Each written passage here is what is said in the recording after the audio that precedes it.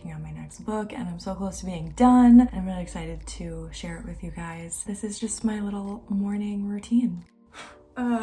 Obviously I have coffee. So I actually started this book when I was still in the new age, and honestly it's been such a long time coming. It's not even gonna be that long. It's essentially 40 journal prompts paired with scriptures. There's just a very specific sort of process I've taken myself through over the years in order to continually let go of what, God is trying to remove from my life and to step into the calling that He is calling me to. When I finally decided, okay, God wants me to keep working on this, but completely redeem it, and to make these really little bite-sized 1-page journal prompts, like a paragraph each with a couple questions with a theme, and to pair a scripture with it. One of the things that's really helped my writing flow, I guess, is getting this desktop, like a monitor. I know people have been doing this forever, but I kind of just got on board with it. I just plug in my Mac right here, keyboard, mouse. I design in Pages, which I really love. I've played with a couple other programs, but I keep coming back to Pages because I've finally figured out how to format the way I like, specifically for publishing on Amazon. You can put whatever dimensions you want your book to be, which I really like. I'm sure that there's an easier program to use. I just tried out Vellum recently, but it seemed like it was more for novels, super long form books with a lot of copy, where this book that I'm working on, there's much more of an aesthetic vibe to it, where I really want the pages designed a certain way with a lot of white space. And so it didn't seem like I could do that in there, and I wasn't gonna take the time to learn the whole learning curve with a project I'm so close to being done. So I'm finishing this on Pages. There's 40 prompts. Everything is fully done. I'm just going through the prompts right now and basically putting each one into Grammarly to make sure that all the grammar is correct. So I'm on number 16. I've got 40. I can do about 3 in an hour putting them into Grammarly. After about 3, I'm kind of done for the day, to be honest, and I want to work on other things. But I'm so close to the finish line that I just really want to get this done. So I'm going to try and push myself a little bit more today and see what we can do. So the other really cool thing I love about my desk is that it's one of the ones that can rise up and down. So I can sit myself just in a really comfortable position, which I learned from one of my friends who had been in a car accident, and she had to really make sure her desk and everything was perfect positions for her body. So what I learned is you really want to focus on right angles when you write. So even your desk, you can see your arm should be at a right angle for the keyboard, and then your legs down below should also be right angles for your knees, and then my screen can go up and down like this. So cool. And then you'd want your eye level to be directly in the middle of the screen. I probably want to rise up a little bit, and then that way my back and my posture is really good. I usually sit cross-legged, so it's not exactly perfect, but for me, I think it was really worth it investing in the tools to be able to sit really comfortably for long periods of time, because that's the reality of being a writer. You are sitting for long periods of time. Writing on a laptop, you're gonna be become a hunchback. Back's gonna hurt, your eyes are gonna hurt. The nice thing too, which is a way bigger monitor versus a laptop, and I learned this from Jordan Peterson. He has an amazing essay writing guide, and he suggested the desktop monitor so that you can have multiple pages set up at one time. So for example, you can kind of see, I can do 2 pages on my computer here. And then what I do is I copy the prompt from my Pages document, and then I paste it into Grammarly. The nice thing about Grammarly, if you haven't tried it yet, is you can set up your goals. So whether you want it to sound creative or professional. So I usually like to do that at the beginning, is set the goals for what I want it to be. So for this project, when I'm setting my goals, I always go creative, where it says domain. You can do academic, business, general, email, casual, or creative, intent, inform, describe, convince, tell a story. I usually go for these prompts, I'm kind of playing between describe and convince. Audience, I keep it at general. Formality, I usually go informal because it allows slang, and if you write a little bit more casual, how we really speak, it's really cool because it gives you a score of where you're already at. So for this one, I'm already at a 97 out of 100, and that's because I've edited it multiple times. This is basically just I'll do for sure one more overview of everything, but this is the final big edit.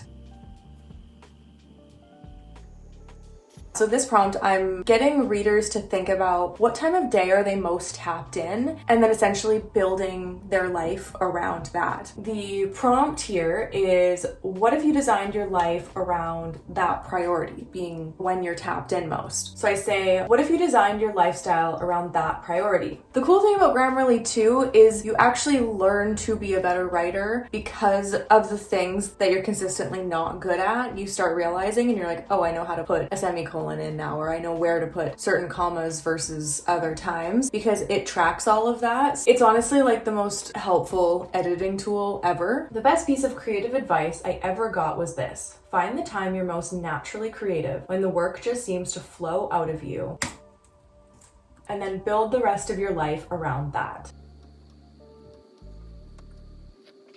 My morning and early afternoons are when I'm personally most tapped in. So I simply stopped being available to work for other people. You obviously don't have to take every single suggestion. Sometimes you might want to add an extra word and it's going to tell you to take it out because it's saying it doesn't have to be that wordy. That word doesn't need to be there. Sometimes I'm like, but I really want that word there. Most of the time I will listen and I will like take it out so that it just feels tighter. But again, if you want your copy to sound like the way you speak, you might want to keep that word in there.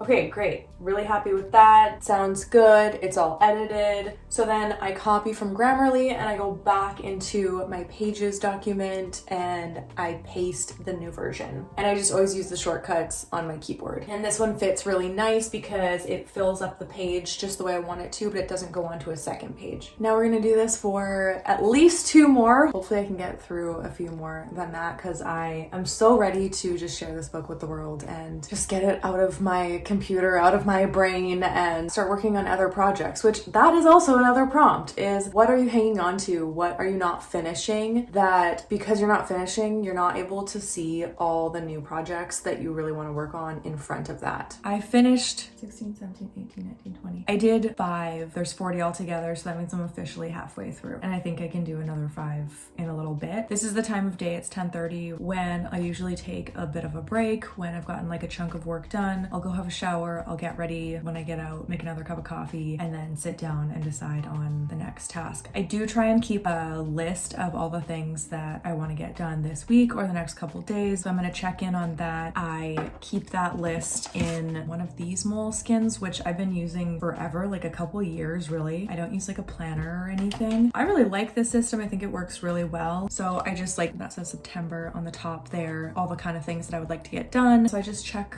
things off one at a time. So it's just about time that I get a new one of these, which I think I'm gonna do probably in the next couple days because I really want to spend this next 3-month period, basically to the end of the year, getting this book done, getting it out, and kind of like really like being strategic about the marketing plan for how to get this book out, because I've written 2 other books in the past, and what I've really found is finally, like with doing all the self-publishing and everything, by the time the book was finally out, I just completely lost steam. But this time I am getting some help and just getting some like external support and encouragement, and just like trying to use some of the more like online tools to help me just do the things that like I'm not really good at, that I don't really want to do. Being an indie author is a lot of work, not to mention just like writing your book and editing your book and then having to market it all, and not to mention like all the formatting for print. That's a ton of work in itself, which was a massive learning curve for me. I finally figured it out, and now I actually really like the process. The other little thing I really like to do in my planner here, the top corner there, you can see I write how long a task I think will take me. That's been super helpful. Rather than just writing this huge task list, I try and just write how long the task is going to take me, and then I also know if I'm just like messing around and the task could be done way faster than I'm actually doing it. So I have showered, I have called a friend, and I'm gonna go make another cup of coffee. You can kind of like see my little beachy house here. Got a very nice little ocean view, you can see right there. And I have strategically placed mirrors in my house so that I get a view of the ocean from that mirror, and then also over here this mirror too. Can you see it? Anyway, it's right through that corner. So I guess you're getting a little home tour. So I'm gonna go make a cup of coffee. This is my little kitchen. Just live in a little seaside apartment. Quite content and happy about it. Perfect little spot for a writer. Of my little ocean view from the kitchen too, right there. While I am letting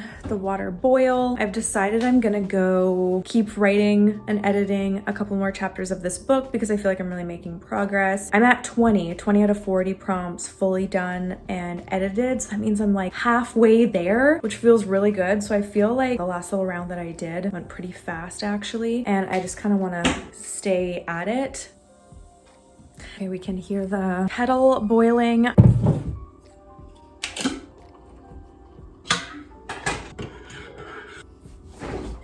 I try not to fill my coffee too full and spill because I have a lot of white in my house. There we go.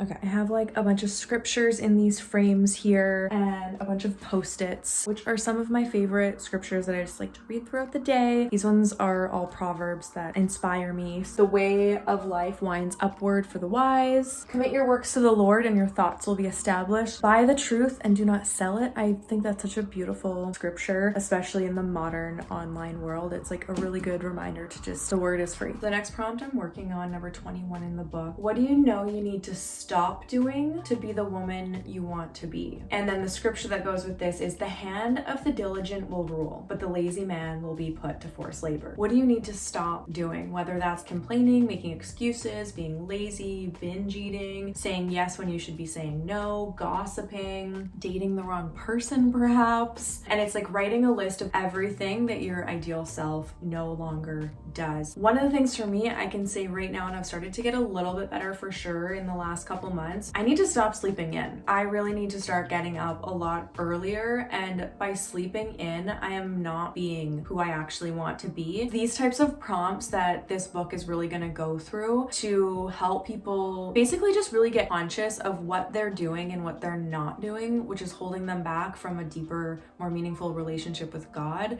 and stepping into like who He is calling us to be. During this process, it's really good to be reading your work out loud because some things just don't translate as well. Like I've been reading this title like 3 or 4 times and I keep tripping over the same word. And so that tells me like it's too wordy, something needs to be taken out. So I get to take away 2 words, which is a win, making it more clear.